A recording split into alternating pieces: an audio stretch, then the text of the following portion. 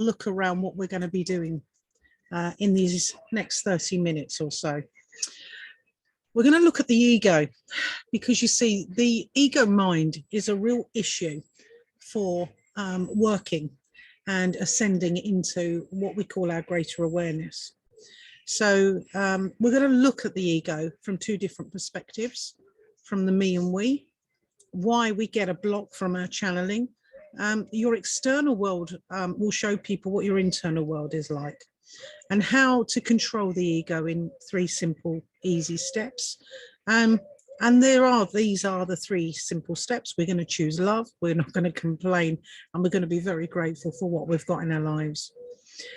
And hopefully we will choose to end each day being thankful for the day, start the day lifting it up with love and gratitude for what the universe brings in and out of your life. So I'm hoping to show you why I suppose my work has been very successful over the last 5 or 6 years. And I think the reason my work's very successful is because I've always known that it's not my work. My work, and many of you that have been to my many workshops that I've run from my home here, actually, you probably recognize where I'm sitting. You know, I've always been very humble, to the point where I've always believed that I can't do this work without their assistance, and sure enough, it's true. We're not capable of going to some of the levels that I'm took when I do the work.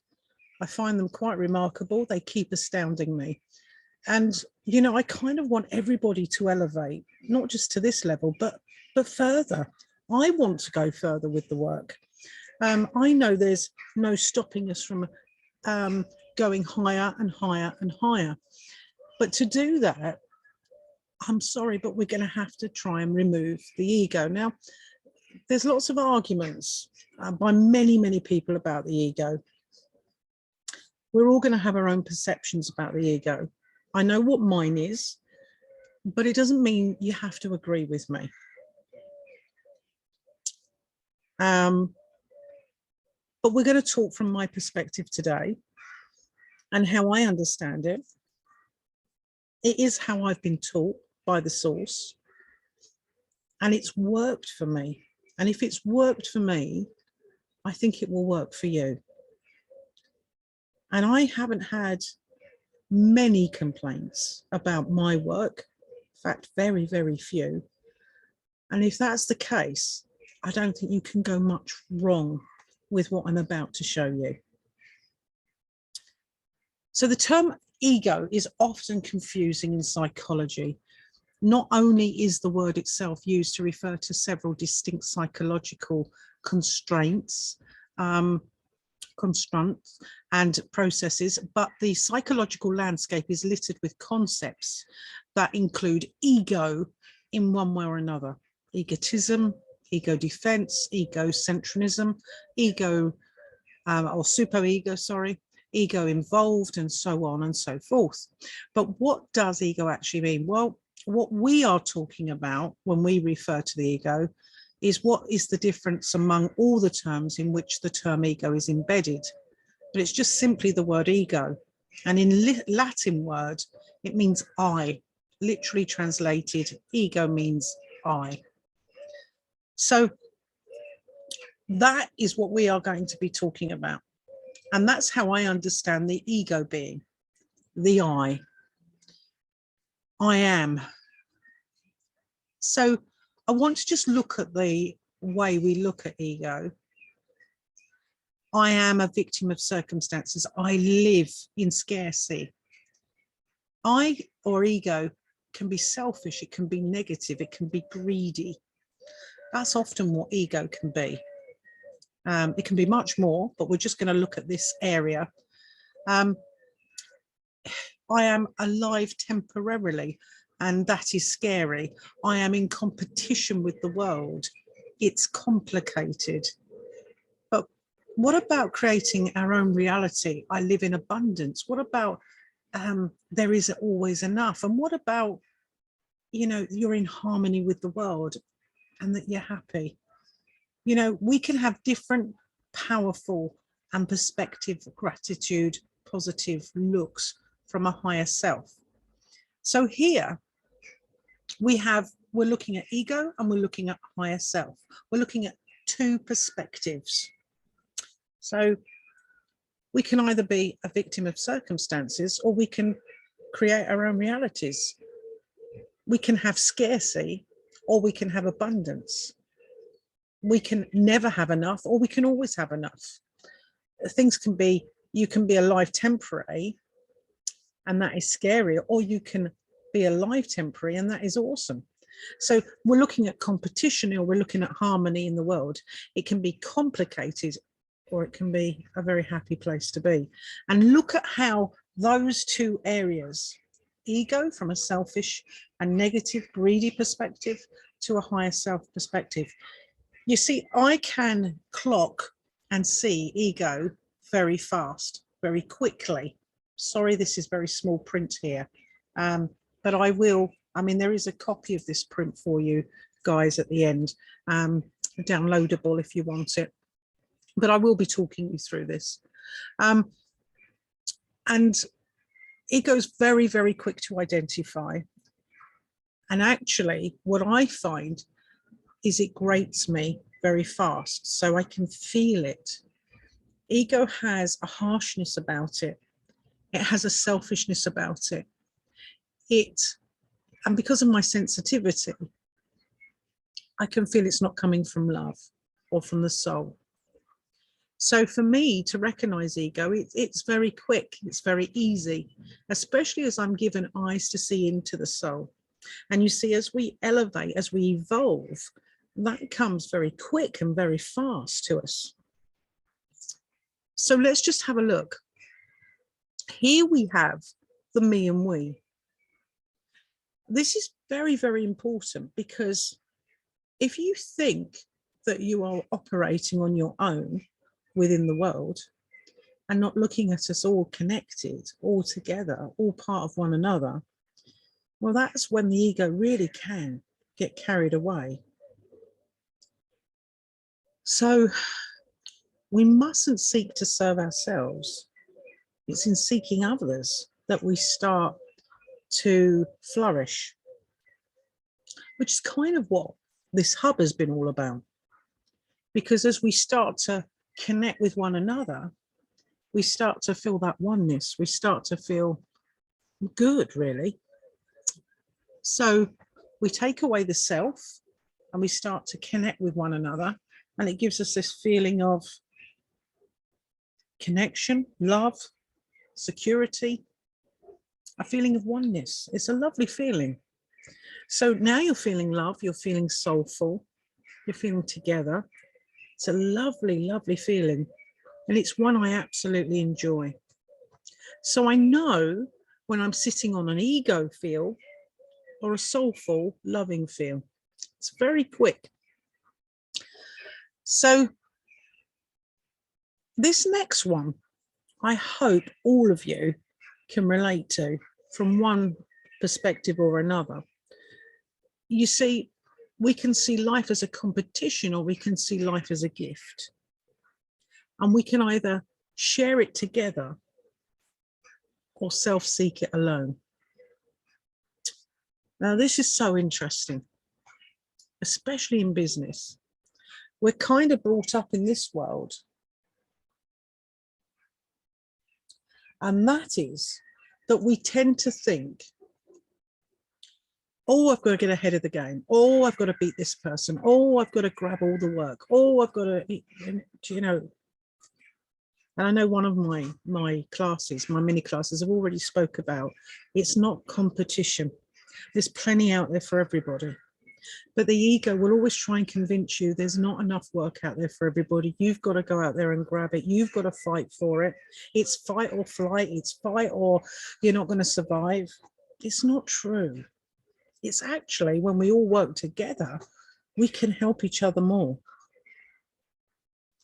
I didn't think about that one. So I want you to see life as a gift and helping one another as a gift, that we can collaborate. It's a really good thing to do, and it's a wonderful feeling, and it takes that edge off it, and you'll feel in a much more peaceful place. So seek to preserve self or seek to preserve others. Well, I always feel so much better when I'm supporting and helping other people like yourselves. And I get much more joy out of that. So you'll always know whether you are feeding your ego or you're feeding your soul. Because if you are working towards assisting and helping empower other people, you'll know your soul and your love is thriving. But if you're seeking to glorify yourself and everything you're doing, then I'm afraid you're just going to be feeding your ego. I will talk more about this a little bit later. You can either look outwards or look inwards. Now, looking outwards is projecting. Looking inwards means you're always worried about how you're feeling, what you're doing, and how that might be, or how you are doing within the world that you're in. Well, that's a very soulful thing. You know that, you can't change other people, but you can change yourself. So when you're working on yourself, when you're looking within yourself, you're going in the right direction. But if you're looking outward all the time, so it means, well, look what she's got, or look what she's doing, or look what he's doing, or look what he's got, you're never going to be satisfied. The ego is never satisfied, ever. So that's never going to make you feel good. You're always going to be unhappy that way. So there's another little clue as to the ego. Your soul will always feel abundant. It'll always be, wow, look how much I've got. Look how far I've come. Look how well I'm doing. Look how much we can achieve. It's a wonderful feeling. Whereas your ego will always think, well, I'm not doing very well, am I? I haven't got as much.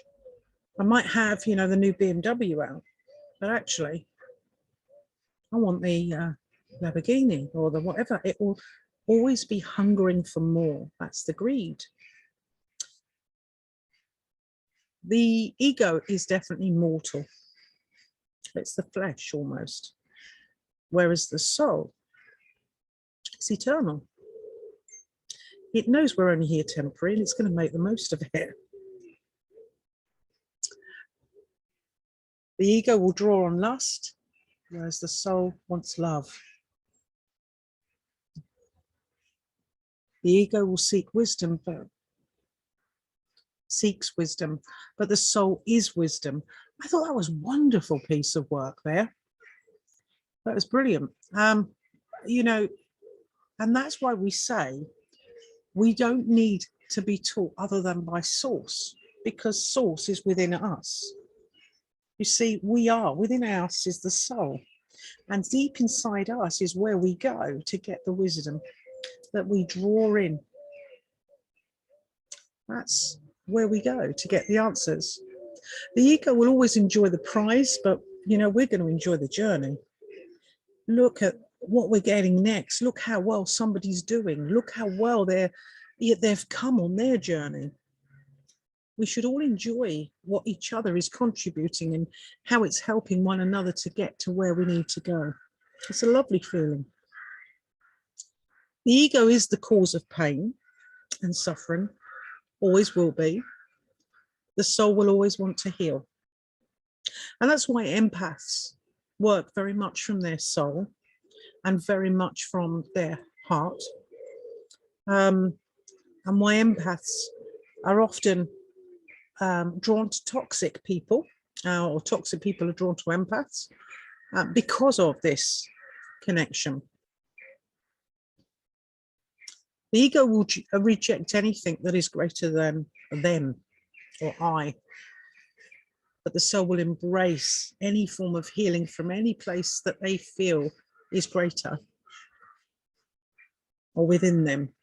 So you've got to embrace healing, always embrace healing.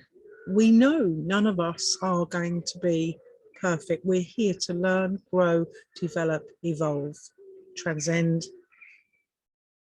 And if that's the case, every day we've got to wake up thinking, what are we going to learn today? What wonderful thing is going to happen today that's going to make me maybe a better person than I was yesterday? Ego will always be me. What do I get out of this? Whereas the soul will always want to say, what do we get out of this? What can we do? How can we make that difference? So I think that kind of helps to clarify really where the ego comes from, how it operates. It's quite a very simple way of looking at it. They are completely different worlds, aren't they? Extremely different worlds. And actually, they're quite easy to recognize, and I think easy to feel as well. I found them very easy to feel. I could feel very different from when my ego was kicking in to when my love was kicking in. I knew if I was loving somebody or if I was feeling threatened or they were trying to threaten me. So ego will always block your channel from allowing pure love and light to come through you. And of course, this can't happen when you're doing channeling. Channeling has to come from a very pure source. And whether this be if you're reading or whether you're doing healing, you have to be a pure channel. You have to step out the way. Ego has to come out. I has to come out. And we, the soul, the love, the light in which we connect to, well, that has to be at the core of where the work comes from. And that's why I will always remain humble. Because my work, however good it becomes, will always come from source, from them, not from me. I'm just fortunate to be the vessel, the channel that they can use in which they are allowed to come through to do what they need to do. Ego will bring you and your prospective into the situation and provide something magical from happening. So you can't allow anything to stop that magic from happening. You're going to foul the universe if that happens. So, you know, don't do this work if you're doing it because you want power or you want to be number one, or you want to be on the stage and be told, oh my God, that person's incredible. Because it's not you we're going to be looking at. It's the messages that Spirit are bringing through. And that was a great message from my mum, or from my Aunt Bessie, or from Uncle Fred. Or that was wonderful what was channeled through by Archangel Michael. That's what we're looking for. So step out the way. Ego comes in all the time, and it's something that, you know, I suffered with. People look at me and they go, oh, Debbie's got any ego. That is completely and totally untrue. I do have ego, not in the sense of I want to be recognized for anything great about work or big-headedness in that respect. But for some reason, I always seem to think I know what's best with my work. Boo, pack it in. I always seem to think that when I'm doing the work, I can argue with them and say to them, well, you're not right. You've got that wrong. And they say to me, but oh, excuse me, Debbie, you're the channel. You're meant to do and meant to trust what we're giving you. So I just want to give you a very small example of that. So I did a reading for a lady. She spoke very well. I was very nervous. And I said to her, oh, I've got your mother here. And she spoke terribly well. And I've spoken to many people that have come to my workshops about this particular lady. And the lady came in and she sat down, and her mother said, well, she's going to have an operation. And when she has this operation, she's going to die. And when she dies, in the operation. She's going to come over and see me, going to have a wonderful time. And then she's going to come back. And when she comes back, she's going to tell everybody about it.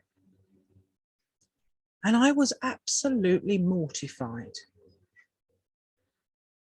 I have never been given a message to tell somebody, one, they're going to die. And all I could think about was, how would I feel? It would devastate me. And I think it would devastate most people.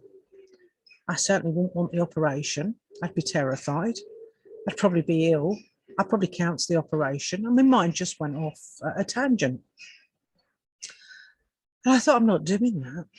So I quite frankly said to her mother, well, no, I'm sorry, I'm not prepared, and I'm not going to give that message over. Well, I can have you know that she was mortified with me that I wouldn't give that message through. And she quite clearly said, Debbie, I'm your boss. You are to say what I give you. I'm your boss. And, you know, what are you doing refusing me? And I said, well, I don't care who you are. I'm not doing it. I think it's terribly wrong. So in came Jesus, and in came Archangel Michael, with a few other angels, actually. And I thought, oh, good grief, we've got a conference here. I'm in trouble. And Jesus said, Debbie, what are you doing? What's the problem? I said, I'm sorry, but have you heard what she said? And he said, yes, I have. What's the problem? I said, well, I can't do it. I'm not going to tell somebody they're going to die. I mean, good grief. This is meant to be love and light. It's meant to be uplifting. I'm meant to be giving her joyous news. Ah, but Debbie, he said, your work is of faith and trust. It's always been of that. Why are you not trusting what we give you that that person can take? Really? You think she can take this news? She wants to hear this news? I was somewhat shocked. I said, well, I'm sorry, I can't do this. My heart's pounding. I think I'm going to have a heart attack. I said, I can't do it. I don't want to do it. I want to resign. Yes, that's fine. You want to resign. We never force anybody to do this work. But before you can resign, you're in the middle of a reading and you need to complete it. And in the meantime, I think you need to trust us, and to trust that what we give you, this person can take, and we'll be with you. We'll see this through. I couldn't believe it. I was left in this no man's land and somewhat shocked that they really expected me to pass this message on to this woman. Now, believe it or not, this is the ego. It is me stepping in to what is a channel, and I shouldn't be interfering with. But I couldn't see that. I thought I was being an extremely good medium or messenger and saying, oh no, I'm protecting my client. No way should she be receiving a message like this. You see, this was food for thought for me. It was a lesson. And that's why I'm sharing it with you today, because I think it's very valuable. So they stepped back, and I said to this lady, I have your mother here, and she says, you're going to have an operation. When you come round from this operation, the surgeon will see you and tell you it's been very successful, but whilst you was under the operation, you flatlined. Oh, she says, that means I died. Absolutely. And whilst you had flatlined, you had joined your mother and had a most wonderful time. And you come back to tell the world about this experience, because that's why you're having this experience. And with that, she banged the table and she was absolutely elated. Oh, Debbie, she said, how wonderful, how fantastic. Tell me I'm going to remember it. Tell me it's going to happen soon. Oh, this is better than winning the lottery. My reaction was this. Yes, I was somewhat shocked, confused. I felt I needed a stiff whiskey or brandy, maybe a lie down in a dark room. It was a big lesson for me, and I hope gives you an idea that no matter what you are given in a reading, you must trust that you are just that channel.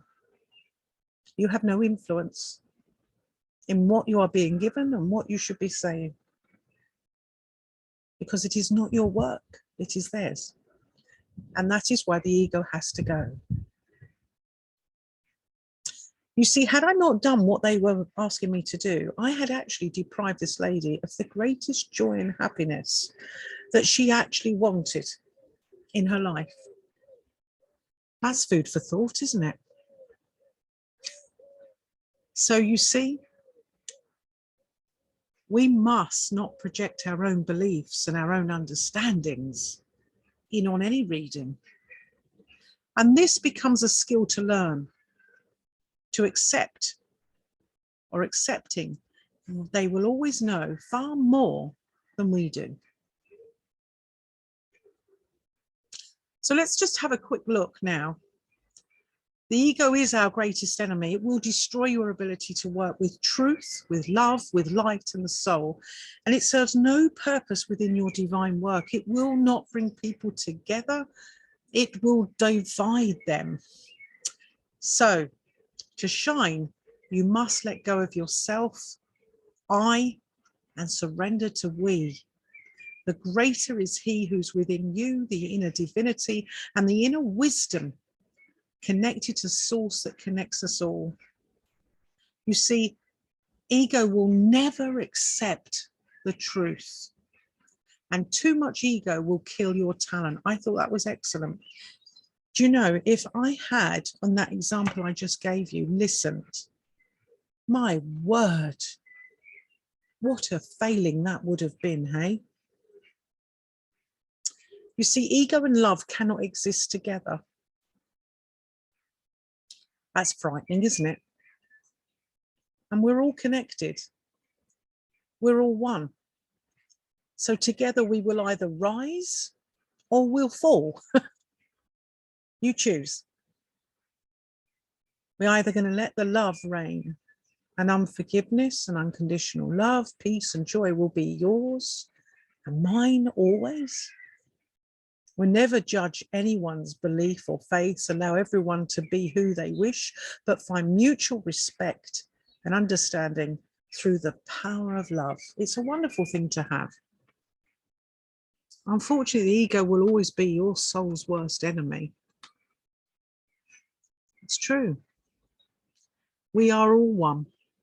It will only ever be our egos, our beliefs, our fears that will separate us. And the only way to get rid of them is love, which is what this hub will always be about and what we'll always be driving back to until we understand it fully. So let your life demonstrate your internal world. So it's only through our behavior and the way that we conduct ourselves, the way we influence how others see us and understand us. You have to be the light that people emanate to have in their lives. Remember, people don't remember what you say, but they will always remember how you make them feel. So make sure you listen. Always speak kind words, and more importantly, do something that makes them feel special. Divine work emanates from the core of your soul, not from your heart. Isn't that interesting? Just having a look at this.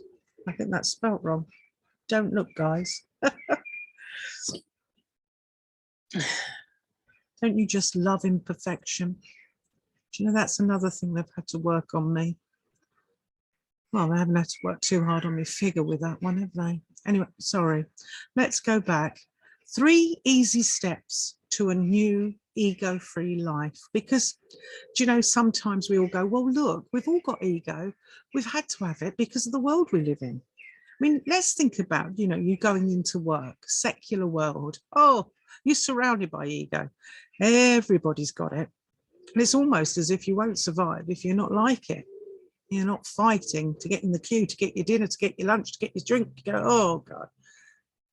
No, well, here you will see. The first thing we have to do is whenever you're afraid, it's proof that you've turned your back on love and chosen to have faith in the ego. You see, fear is actually an illusion.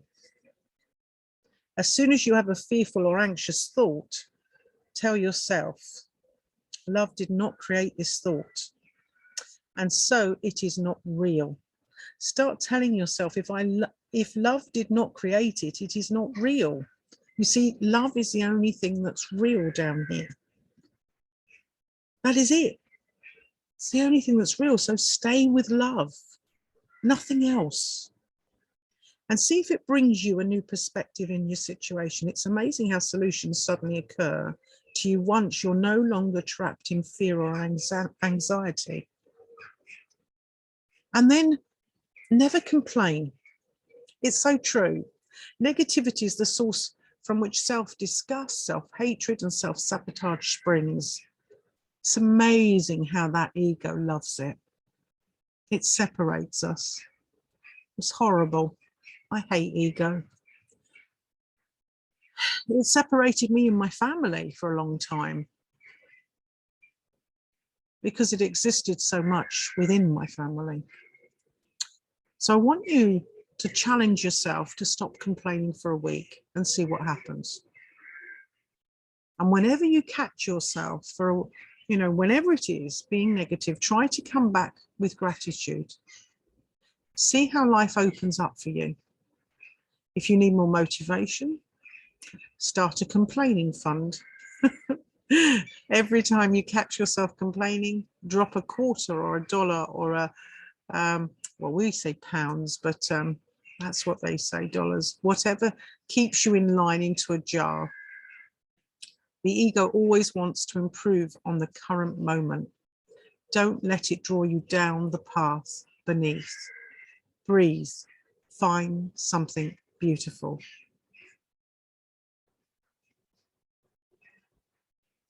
And step 3, be grateful. When all else fails, be grateful. It's hard to be down and out while also feeling grateful. You may try the above suggestions and find that you begin to get angry. You start to feel like all this self-work and self-reflection is pointless, and you should be able to feel and say and eat and think and watch what you like. This is totally normal. But this is the ego defending itself. It's throwing up any obstacle it can into your path. Its main goal, remember, is to maintain the separation. This whole practice of dissolving ego is like one big detox. You know the headaches, cravings, and bad mood that can follow a night of indulging? That's your liver detoxing. The anger and self-righteousness you begin to feel after starting this process is the same thing. So I want you to know, just like a hangover, all you can do is wait it out and make the best choices you can stomach. And when the anger strikes, grab a piece of paper and begin writing down all the things for which you are grateful. Start small and keep writing. Is the sun coming through the window? Or maybe it's raining and you love the rain. Maybe your favorite show is on later. Maybe your socks match and and that makes you happy. But just write it down. This is your one small step back towards your path. Working on yourself in this way can be exhausting. So don't feel like you failed. If you have a fearful or anxious thought, striving for perfection is a trait of the ego too, which is what I just mentioned. So remember that each breath, each moment, each movement you make is your destination. Even as you begin, know you have already arrived. So start your day either with a meditation or a prayer or just 5 minutes with your guide, Jesus, the angels, a loved one, and be with them to surrender the day with love and light, bringing in and out what they choose. Just say to them, bring into my life, bring into my day what you choose for my highest good. Teach me so that I can evolve, so I can become that diamond you want me to be. And always close your day being thankful for all that the day has given you, whether that be the time with your family, your friends, that you've been given work, that you've got a contract, money, food on the table, an opportunity, or paid for a holiday or a car. But just be grateful for all that you have and all that you can enjoy. You see, a grateful heart brings in more wonderful things into your life for sure. Smile and keep expecting something wonderful is about to happen. Because guess what? It will. Thank you for joining me today for the mini masterclass. I really hope you've enjoyed it. And I hope you can do another one soon.